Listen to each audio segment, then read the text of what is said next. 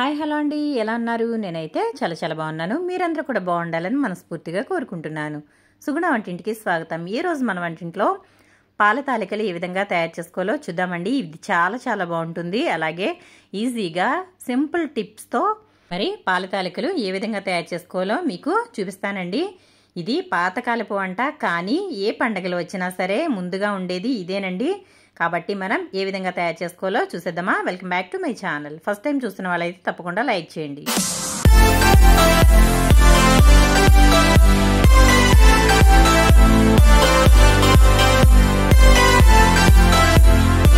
ముందుగా నేను ఇక్కడ బియ్యం పిండి తీసుకున్నానండి.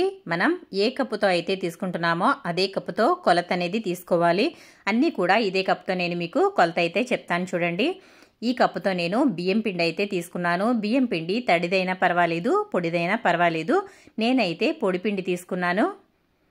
ఈ విధంగా ఒక గిన్నెలో అయితే వేసుకుంటున్నానండి. చూసారు కదా, ఈ కప్ అయితే తీసుకున్నాను. అన్నీ కూడా ఇదే కప్తో మెజరింగ్ అయితే చేసుకోవాలి. చూడండి, ఇక్కడ సగ్గుబియ్యం అయితే నేను అదే కప్పుతో పావు కప్పు వరకు సగ్గుబియ్యం తీసుకుని కడిగి ఒకసారి తర్వాత నానబెట్టుకున్నానండి. ఇవి నానబెట్టుకున్నట్లయితే చక్కగా త్వరగా ఉడికిపోతాయి. అలాగే అదే కప్పుతో బెల్లం అయితే తీసుకుంటున్నాను. ఈ బెల్లాన్ని తలకొట్టుగా తీసుకోవట్లేదండి, ఫుల్గా తీసుకుంటున్నాను. ఎందుకంటే ఫుల్గా తీసుకోవడం వల్ల మనకి కరెక్ట్గా తీపి అనేది సరిపోతుంది. ఇది ఒక గిన్నెలో అయితే వేసేసుకుందాము. ఈ బెల్లాన్ని వేసేసుకోవాలి. ఇలాగైతే బెల్లాన్ని వేసుకున్న తర్వాత అదే కప్పుతో అరకప్పు వాటర్ అయితే వేసుకోవాలి. ఈ విధంగా అరకప్పు వాటర్ అయితే వేసుకుని ఇది స్టవ్ మీద పెట్టుకుని ఇది మరిగించుకోవాలండి. చూసారు కదా, ఈ విధంగా మరిగించుకుని వడగట్టుకోవాలి వేసుకునేటప్పుడు, ఎందుకంటే దీంట్లో డస్ట్ అనేది ఉంటుంది. ఆ తర్వాత ఒక గిన్నె తీసుకున్నాను. మనం తీసుకున్న సగ్గుబియ్యాన్ని అయితే వేసుకుని 1 కప్పు ఫుల్గా వాటర్ అయితే వేసుకోవాలి. చూసారు కదా, ఈ విధంగా వేసుకున్న తర్వాత ఈ సగ్గుబియ్యాన్ని ఉడికించుకోవాలండి. మనకి పాకం అయితే ఇక్కడ మరిగిపోయింది. బెల్లం అంతా కూడా కరిగిపోయి ఆ తర్వాత కొంచెం సేపు అయితే మరిగితే సరిపోతుంది. స్టవ్ అయితే ఆఫ్ చేసేసాను. చూసారు కదా, పైకి ఎంత డస్ట్ అయితే వచ్చిందో మనం వేసుకునేటప్పుడు వడగట్టుకుని వేసుకోవాలి. ఆ తర్వాత స్టవ్ మీద సగ్గుబియ్యం అయితే పెట్టుకుని ఇవి సగం వరకు ఉడికించుకోవాలండి. పూర్తిగా ఉడికించుకోకూడదు. మనం నానబెట్టుకున్నాం కాబట్టి చాలా త్వరగా అయితే ఉడికిపోతాయి ఇవి. చూసారు కదా, ఈ విధంగా హాఫ్ బాయిల్ అయితే సరిపోతాయి. ఇప్పుడైతే స్టవ్ ఆఫ్ చేసుకుందాము. ఇది కొంచెం వేడి తగ్గనిద్దామండి. ఆ తర్వాత చూసారు కదా, మనం ఒక 10 నిమిషాల తర్వాత అయితే సగ్గుబియ్యం అన్నీ కూడా చక్కగా ఉడికిపోయాయి. మనకి సగ్గుబియ్యం అయితే అడుక్కి వెళ్ళిపోయాయి. మనం తీసుకున్న పిండిలో ఒక 4 స్పూన్ల వరకు బెల్లం పాకం అయితే వేసుకోవాలి. మనం తాలికలు చేసుకునేటప్పుడు తాలికలు చప్పగా ఉంటాయి కాబట్టి ఈ విధంగా బెల్లం వేసుకోవడం వల్ల తీయగా ఉంటాయండి. అలాగే మనం ఉడకపెట్టుకున్నాం కదా సగ్గుబియ్యం, అందులో వాటర్ ఉంటాయి కదండి, ఆ వాటర్తో అయితే పిండి అయితే కలుపుకోవాలి. ఈ విధంగా పిండి కలుపుకోవడం వల్ల తాలికలు అనేవి విరిగిపోకుండా చక్కగా ఉంటాయి. ఎందుకంటే సగ్గుబియ్యంలో జిగురు ఉంటుంది కదా, ఆ జిగురు వల్ల పిండి అయితే చక్కగా పర్ఫెక్ట్గా బైండ్ అవుతుందండి. ఈ విధంగా ఆ వాటర్తో అయితే పిండి అనేది కలుపుకోవాలి.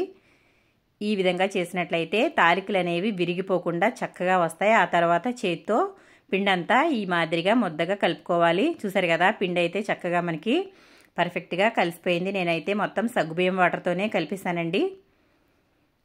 ఈ విధంగా కలిపిన తర్వాత 10 నిమిషాలు పిండిని అయితే పక్కన పెట్టుకుందాము.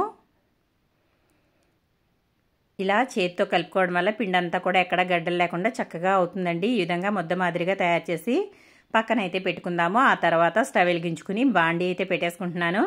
అలాగే మనం ఏ కప్ అయితే తీసుకున్నామో అదే కప్పుతో ఈ కప్పు కొలత కూడా ఒకటేనండి. దీంతో మనం 3 కప్పుల వరకు పాలు అయితే తీసుకోవాలి. ఈ పాల తాలికలకి చిక్కటి పాలు అయితే చాలా బాగుంటుంది. టేస్ట్ అనేది చాలా సూపర్గా వస్తుంది. ఈ పాలని మీడియం ఫ్లేమ్లో పెట్టుకుని వీటిని మరగనివ్వాలండి. ఆ తర్వాత మనం కలిపి పెట్టుకున్న పిండి ముద్ద ఉంది కదా, దీంతో ఇప్పుడు మనం తాలికలు అనేవి తయారు చేసుకోవాలి. మళ్ళీ ఒకసారి ఈ విధంగా అయితే బాగా కలుపుకోవాలి. చూసారు కదా, ఇలా అయితే కలుపుకున్న తర్వాత కొంచెంగా పిండి అయితే తీసుకుని తాలికలు చేసుకోవాలి. ఈ విధంగా తాలికలు చేసుకునేటప్పుడు చేతికి కొంచెం నూనె కానీ నెయ్యి కానీ రాసుకోవాలి. అప్పుడైతే మనకి చక్కగా తాలికలు అనేవి చేతికి అంటుకోకుండా పర్ఫెక్ట్గా వస్తాయండి. చూడండి, ఒకసారి ఈ మాదిరిగా తయారు చేసుకోవాలి. చూసారు కదా, ఇలాగైతే తయారు చేసుకోవాలి. చాలామంది రౌండ్గా కూడా చేసుకుంటారు. కానీ నేనైతే ఇక్కడ పొడవుగా తయారు చేస్తున్నాను. చూసారు కదా, ఈ మాదిరిగా అయితే బాగుంటాయి. మీకు ఇలా కష్టం అనుకుంటే జంతికల గొట్టంలో కూడా తాలికలు అనేవి తయారు చేసుకోవచ్చండి. నేను మీకు అది కూడా చూపిస్తాను, చూడండి ఒకసారి. ఇలా అయితే తయారు చేసుకోవాలి. కానీ మనకి ఈజీగా అయిపోవాలంటే దీనిని జంతికల గొట్టంలో కూడా తయారు చేసుకోవచ్చండి. చాలా ఈజీగా అయిపోతుంది, త్వరగా అయిపోతుంది. ఇలా చేత్తో చేసుకుంటే చేత్తో చేసుకోవచ్చు, లేదంటే మిగిలినది అయితే నేను చూడండి ఇక్కడ జంతికల గొట్టం అయితే తీసుకున్నాను. ఇది నా దగ్గర రౌండ్ది లేదు కాబట్టి మనకి కొంచెం అయితే తేడా ఉంది, కానీ పర్ఫెక్ట్గా తాలికలు అనేవి వస్తాయి. ఈ పిండిని అయితే ఈ విధంగా తీసుకుని జంతికల గొట్టంలో అయితే పెట్టుకుంటున్నాను. జంతికల గొట్టానికి కొంచెం అయితే నెయ్యి అప్లై చేశానండి. మనకి ఈ విధంగా అప్లై చేసుకోవడం వల్ల పిండి అనేది గొట్టానికి అతుక్కుపోకుండా ఉంటుంది. కాబట్టి ఈ విధంగా ఇందులో అయితే పిండి పెట్టేసుకున్న తర్వాత మనం మూత అయితే పెట్టేసుకోవాలి. చూసారు కదా, నేనైతే ఇలా పెట్టేసుకున్నాను. ఇప్పుడు మనం మరిగే పాలలో డైరెక్ట్గా తాలికలు అనేవి వేసేసుకోవచ్చు. చాలా సింపుల్గా అయిపోతుంది. చూసారు కదా, ఈ టిప్స్ అన్నీ ఫాలో అయ్యి మీరు పాల తాలికలు చేసుకున్నట్లయితే పర్ఫెక్ట్గా వస్తాయండి.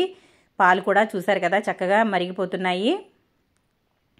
మనం చిక్కటి పాలు తీసుకున్నాం కాబట్టి మనకి పాల తాలికలు అనేవి చాలా పర్ఫెక్ట్గా వస్తాయి, టేస్టీగా ఉంటాయి. పాలు అయితే మనకి కొంచెం అయితే మరిగాయి. ఇప్పుడు ఇందులో మనం తాలికలు అయితే వత్తేసుకుందామండి. ఈ విధంగా చిక్కటి పాలతో పాల తాలికలు చేసుకుంటే టేస్ట్ అనేది అమోఘంగా ఉంటుంది. పండగలప్పుడే కాదండి, ఎప్పుడు తినాలనిపించినా తాలికలు అనేవి తయారు చేసుకోవచ్చు. చూసారా, ఇప్పుడు నేనైతే ఇందులోకి అయితే వత్తుతున్నాను. చూడండి ఒకసారి, మనకి తాలికలు అనేవి పర్ఫెక్ట్గా వస్తాయి. ఈ విధంగా కొంచెం నొక్కిన తర్వాత చాకుతో ఈ విధంగా కట్ చేస్తే ఈజీగా అందులో అయితే పడిపోతాయి. మీకు ఏ సైజులో కావాలంటే ఆ సైజులో అయితే తయారు చేసుకోవచ్చు. నేనైతే కొంచెం పొడవుగా అయితే చేస్తున్నాను. ఇవన్నీ వేసుకున్న తర్వాత కొంచెం అయితే పిండిని పక్కన పెట్టుకున్నాను. అలాగే మనం చేతితో చేసుకున్నాం కదా, అవి కూడా ఇందులో వేసేసుకుంటున్నాను. ఇలా అయితే అన్నీ వేసేసుకున్నాం కదా, ఇప్పుడు ఒకసారి అయితే మెల్లగా కదుపుదామండి. ఒకసారి చాలా జాగ్రత్తగా కలపాలి. ఎక్కువ కలిపినట్లయితే ఇవి విరిగిపోతాయి. మీకు చూపించడం కోసం అయితే నేను ఒక్కసారి అయితే ఈ విధంగా చూపించానండి. ఇప్పుడు చూడండి ఒకసారి, ఈ మాదిరిగా దీనిని ఉడకనివ్వాలి. చాలా త్వరగానే ఉడికిపోతాయి. చూసారు కదా, మనకి ఎంత పర్ఫెక్ట్గా అయితే తాలికలు మంచి సైజులో అయితే వచ్చాయండి. ఇంకా లావుగా ఉన్నా కూడా తినలేరు. అలాగని పలుచగా చేసుకుంటే విరిగిపోయి ఇందులో కలిసిపోయే ప్రమాదం ఉంటుంది. కాబట్టి మీడియంగా మనం అయితే తాలికలు అనేవి వేసుకున్నాం. ఇప్పుడు మిగిలిన పిండిని అయితే ఈ విధంగా వాటర్ అయితే కలిపేసి ఈ విధంగా పలుచగా చేసి పెట్టుకున్నానండి. ఈ విధంగా అయితే తయారు చేసుకుని పక్కన పెట్టుకోవాలి. ఆ తర్వాత మనం తాలికలు అయితే ఒకసారి చూద్దాము. ఇవి చాలా జాగ్రత్తగా కలుపుతూ ఉండాలి. చూసారా, ఒకటైతే మీకు చూపిస్తాను చూడండి. ఇదిగోండి ఎంత పర్ఫెక్ట్గా వచ్చాయో. ఈ విధంగా పొడవుగా వేసుకున్నట్లయితే అవి మనకి విరిగిపోకుండా చక్కగా వస్తాయి. పాల తాలికలు అంటే ఇదే మాదిరిగా ఉంటాయండి. ఆ తర్వాత మనం ఉడికించుకున్న సగ్గుబియ్యం ఉన్నాయి కదా, అవి అయితే ఇందులో వేసేసుకుందాము. ఇవి మరీ ఎక్కువసేపు ఉడకాల్సిన అవసరం లేదు, ఎందుకంటే సగ్గుబియ్యానికి చిక్కపడే గుణం ఎక్కువగా ఉంటుంది. కాబట్టి మనం తాలికల్లో ఈ విధంగా వేసుకోవడం వల్ల సగ్గుబియ్యం లాగా చక్కగా కనిపిస్తాయి. అలాగే పాయసం అనేది చిక్కపడిపోకుండా ఉంటుందండి. దీనిని కూడా పాయసం అనే అంటారు, ఎందుకంటే పాలు సగ్గుబియ్యం వేస్తున్నాం కాబట్టి. చూసారు కదా, ఇప్పుడు ఈ విధంగా చక్కగా ఉడకనివ్వాలి.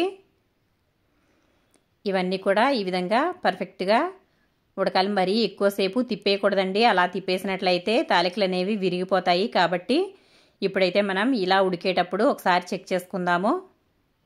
చూడండి ఒకసారి, మనం ఈ విధంగా చాకుతో అన్నప్పుడు చక్కగా అయితే మనకి పర్ఫెక్ట్గా విరగాలి. అప్పుడే మనకి ఇది ఉడికిపోయినట్లు. మనకి పాల తాలికలు అయితే చక్కగా ఉడికిపోయాయి. ఇప్పుడు మనం కొంచెం పిండి అయితే తీసి పక్కన పెట్టుకున్నాం కదా, వాటర్ కలిపి, అదైతే ఇందులో వేసుకోవాలి. అలా వేసుకోవడం వల్ల మనకి ఇది చక్కగా కొంచెం తిక్కుగా తయారవుతుందండి. అంటే చిక్కగా తయారవుతుంది, చాలా బాగుంటుంది. కాబట్టి ఇదైతే వేసుకోవాలి. ఇలా వేసుకున్న తర్వాత వెంటనే కలుపుకోవాలండి, లేదంటే అక్కడే అది గడ్డ కట్టేస్తుంది. కాబట్టి ఇదంతా ఒకసారి మెల్లగా జాగ్రత్తగా అయితే కలుపుకోవాలి. చూసారు కదా, మనం చిక్కటి పాలు వేయడం వల్ల పైన ఎక్కువగా మేగడ అనేది కట్టేస్తుంది. కాబట్టి మనం ఈ విధంగా అయితే కలుపుకోవాలి. చూడండి ఒకసారి, ఒక 2 నిమిషాల తర్వాత మనకి తాలికలు అయితే చక్కగా ఉడికిపోయి దగ్గరకైతే అయిపోయింది కదా. మనం ఇటువంటి సమయంలో ఇది మంట తగ్గించుకుని ఒక 2 నిమిషాల పాటు ఉడికిన తర్వాత మనం స్టవ్ అయితే ఆఫ్ చేసుకోవాలండి. చూసారు కదా, మనం సిరప్ అయితే బెల్లం సిరప్ అయితే ఇంకా వేసుకోలేదు. ఇది మనం తర్వాత వేసుకోవాలి, ఎందుకంటే మనం పాలు వేసాం కాబట్టి. ఇప్పుడు ఇదైతే మనం స్టవ్ అయితే ఆఫ్ చేసుకుందామండి. ఆ తర్వాత స్టవ్ మీద ఒక గిన్నె పెట్టుకుని ఇందులో ఒక 2 స్పూన్ల వరకు నెయ్యి వేసుకోవాలి. ఈ విధంగా నెయ్యి వేసుకున్న తర్వాత నెయ్యి కొంచెం వేడైన తర్వాత ఇందులో మనం పచ్చి కొబ్బరి ముక్కలు అయితే వేసుకోవాలి. ఈ విధంగా పచ్చి కొబ్బరి ముక్కల్ని వేసుకోవడం వల్ల పాల తాలికలు అనేవి చాలా బాగుంటాయండి. మీకు ఇష్టమైతే కొబ్బరిని తురిమి కూడా వేసుకోవచ్చు. నేనైతే ఈ విధంగా ఇష్టపడతాం కాబట్టి నేనైతే ముక్కలుగా వేస్తున్నాను. ఇందులో మీ దగ్గర పచ్చి కొబ్బరి లేకపోతే ఎండు కొబ్బరి అయినా యూజ్ చేసుకోవచ్చండి. ఈ కొబ్బరి ముక్కల్ని చక్కగా ఇలాగా ఎర్రగా అయితే రానివ్వాలి. ఈ విధంగా వేపుకున్న తర్వాత ఒక 10 పలుకుల వరకు జీడిపప్పు అయితే వేసుకుందాము. ఈ విధంగా జీడిపప్పు కూడా వేసుకున్న తర్వాత స్టవ్ అయితే ఆఫ్ చేసుకుందామండి. ఆ తర్వాత మనం స్టవ్ ఆఫ్ చేసుకున్నాం కదా, తాలికలు కొంచెం ఇదైతే కొంచెం చల్లారింది. ఆ తర్వాత మనం తయారు చేసుకున్న బెల్లం సిరప్ని ఇందులో వేసుకోవాలి. ఈ విధంగా వడగట్టుకుంటూ వేసుకోవాలండి. ఎప్పుడైనా సరే బెల్లాన్ని వాడుకోవాలనుకున్నప్పుడు ఈ విధంగా కరగబెట్టి దీనిని ఎప్పుడైనా సరే ఈ విధంగా వడకట్టుకుని వేసుకోవాలి. లేదంటే ఇందులో చాలా డస్ట్ ఉంటుందండి. మనం అన్నీ కొలత ప్రకారం తీసుకున్నాం కాబట్టి మనం తయారు చేసుకున్న బెల్లం సిరప్ అంతా కూడా వేసేసుకోవచ్చు. ఇది పర్ఫెక్ట్గా స్వీట్ అనేది సరిపోతుంది. ఎక్కువ అవ్వదు, తక్కువ అవ్వదు. మీకు ఇంకొంచెం తీపి కావాలనుకుంటే ఇదే మాదిరిగా సిరప్ అనేది వేసుకోవచ్చు. లేదా తక్కువ తీపి తినే వాళ్ళైతే కొంచెం తగ్గించుకుని కూడా వేసుకోవచ్చు. ఇదంతా వేసుకున్న తర్వాత ఒకసారి ఈ విధంగా గరిటతో బాగా కలుపుకోవాలండి. చూసారు కదా ఎంత పర్ఫెక్ట్గా ఎలా తయారైందో. మన పాల తాలికలు అనేవి రెడీ అయిపోయాయి. చూడండి, చూస్తుంటే నోట్లో నీళ్ళు వస్తున్నాయి కదా. మరి ఇంకెందుకు ఆలస్యం, మీరు కూడా తప్పకుండా ట్రై చేయండి ఫ్రెండ్స్. ఇప్పుడు ఇదైతే మనం బౌల్లోకి అయితే తీసేసుకుందాము.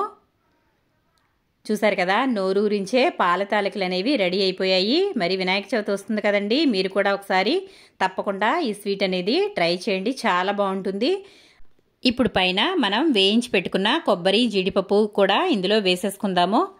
ఈ విధంగా పైన గార్నిష్ చేసుకోవచ్చు, లేదంటే కనుక అందులోనే వేసి కలిపేసుకోవచ్చు అండి. నేనైతే బౌల్లోకి అయితే తీసేసాను కాబట్టి ఇదంతా కూడా దీనిపైన అయితే ఈ విధంగా వేసాను. చూసారు కదండి, ఎంతో టేస్టీగా ఉండే మన పాత కాలపు నాటి వంట పాల తాలికలు అనేవి రెడీ అయిపోయాయి. మరి మీకు నచ్చిందా? నచ్చితే కనుక లైక్ చేయండి, షేర్ చేయండి, సబ్స్క్రైబ్ చేయండి ఫ్రెండ్స్. మన ఛానల్ని కొత్తగా చూసే వాళ్ళైతే తప్పకుండా సబ్స్క్రైబ్ చేసుకుని ఒక లైక్ అయితే ఇవ్వండి.